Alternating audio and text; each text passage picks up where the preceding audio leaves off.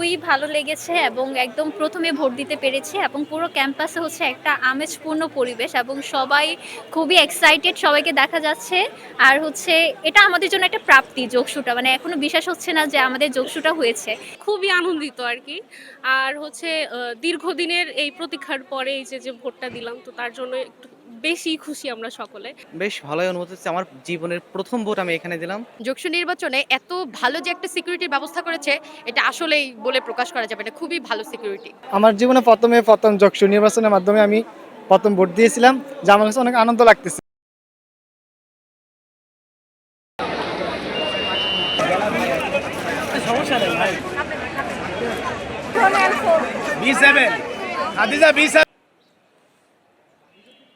হ্যাঁ, ভাইয়া ভোট দিয়েছি।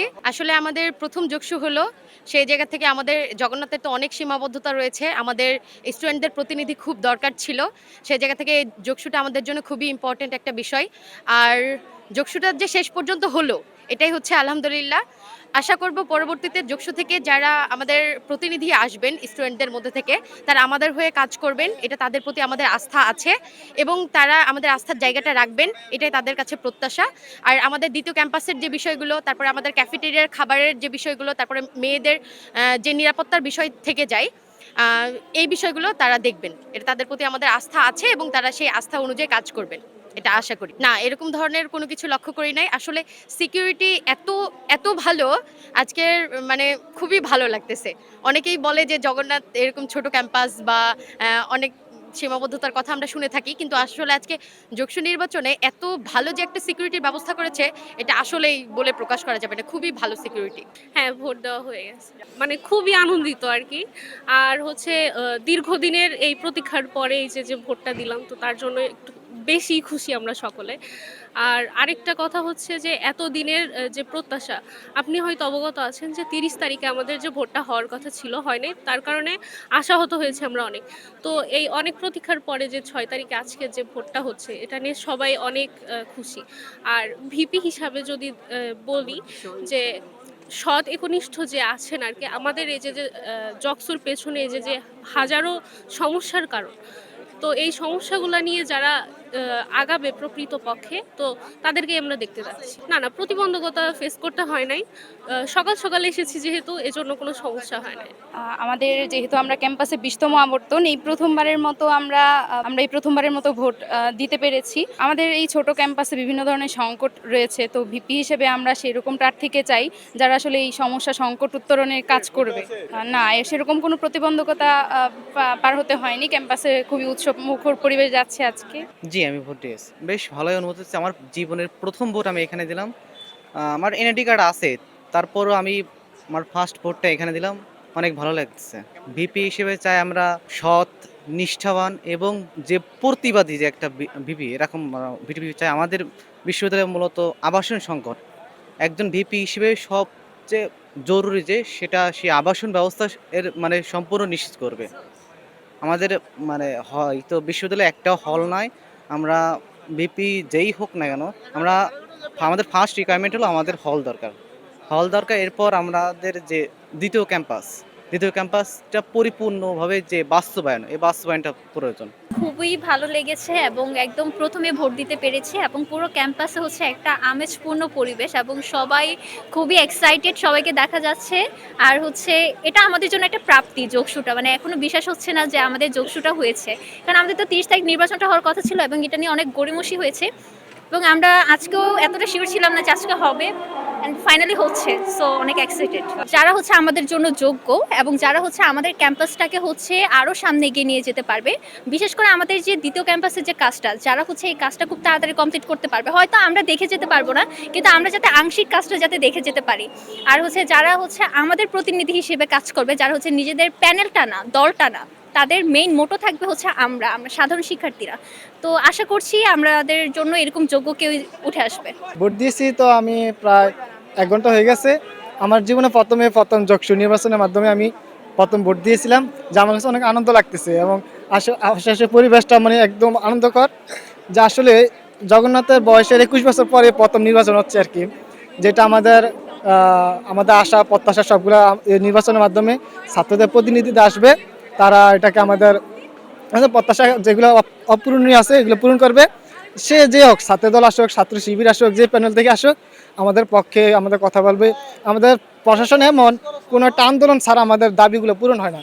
এখন যদি ছাত্রদল হোক আর যে আসুক, বিপি আসুক, তারা আমাদের চাহিদা এবং আকাঙ্ক্ষাগুলো তারা আমাদের পক্ষে কথা বলবে এবং আমাদের যে বাস্তবায়ন যে ক্যাম্পাস, তারপরে আমাদের হল যে অসুবিধাগুলো আছে, হল সংকট এই জন্য কাজ করবে। এগুলি আমাদের প্রত্যাশা তাদের থেকে আর কি। জি আলহামদুলিল্লাহ সবগুলো দিয়েছি ভোট। না না না, একদম সিম্পল, সাধারণত কোনো ঝামেলা নেই, একদম মানে কোনো হ্যারাসমেন্টও হয় নাই, সাধারণত সিম্পলভাবে চলতেছে আর কি। হ্যাঁ, ভোট দিয়েছি, জীবনের প্রথম ভোট। কিন্তু অবশ্য একটা জিনিস খারাপ লাগছিল, আমরা 30 তারিখে আশা করেছিলাম যে ভোটটা হবে, কিন্তু সঙ্গত কারণে ভোটটা হয়নি। তারপরে যখন 6 তারিখ আবার ভোট দিতে আসছি, প্রথম একটু চিন্তা হচ্ছিল যে ভোটটা হবে কিনা। অবশ্যই ভোটটা দিয়ে অনেক ভালো লাগছে।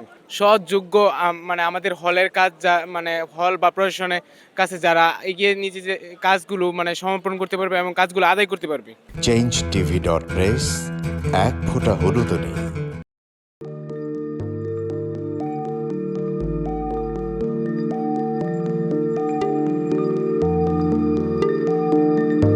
পহেলা জানুয়ারি 2026 ইউটিউব জার্নালিজমের অগ্রদূত changetv.press সংগ্রাম মুখর 7 বছর পেরিয়ে পা রাখল গৌরবান্বিত 8 বছরে। এই আনন্দ প্রহরে সবাইকে নিরন্তর শুভেচ্ছা। সুপ্রিয় দর্শক, এই চেঞ্জ টিভি বিগত 7 বছর ধরে খুবই গুরুত্বপূর্ণ ভূমিকা পালন করছে আমিরুল মোমিনিন মানিক। উনি তো এখন বাংলাদেশে একটা ন্যাশনাল ফিগার হয়ে দাঁড়িয়েছেন। তিনি সত্যকে ধারণ করে আছেন, সত্য প্রচার করে, সত্যের প্রকাশ করে, সত্য ধারণ করে তিনি একটা পরিবর্তন আনতে চেয়েছেন এই সমাজে। আমি আশা করি এটাতে অনেকে উদ্বুদ্ধ হয়েছেন এবং এই চেঞ্জ টিভির ভূমিকা অন্যকে অনুসরণ করার জন্য আমি আবেদন জানাবো। একই সাথে চেঞ্জ টিভির কর্তৃপক্ষ এবং দর্শক শ্রোতাকে আমার ব্যক্তিগত দোয়া এবং শুভেচ্ছা রইল। changetv.press এক ফোঁটা হলুদও নেই।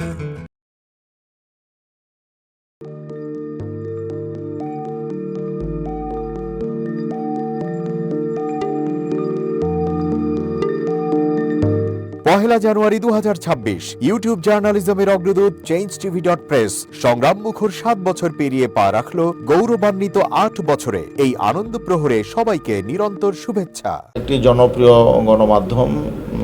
আমরা দেখেছি যে 5ই আগস্টের আগেও তারা এই ফেসিবাদ বিরোধী, ওই সময়েও ফেসিবাদ বিরোধী ভূমিকা পালন করেছে এবং সাহসিকতার পরিচয় দিয়েছে। অনেক সাক্ষাৎকারটা প্রকাশ করেছে এবং অনেক প্রতিবেদন প্রকাশ করেছে। 5ই আগস্টের পরে অভ্যুত্থান পরবর্তী নতুন বাংলাদেশ বিনির্মাণে চেঞ্জ টিভি আরও গঠনমূলক ভূমিকা পালন করুক, জনগণের মুখপাত্র হোক এবং নতুন বাংলাদেশ বিনির্মাণে তারা সহযোগী হোক, এই প্রত্যাশা রাখি। চেঞ্জ টিভির উত্তরোত্তর সাফল্য কামনা করি। ধন্যবাদ। changetv.press এক ফোঁটা হলুদও নেই।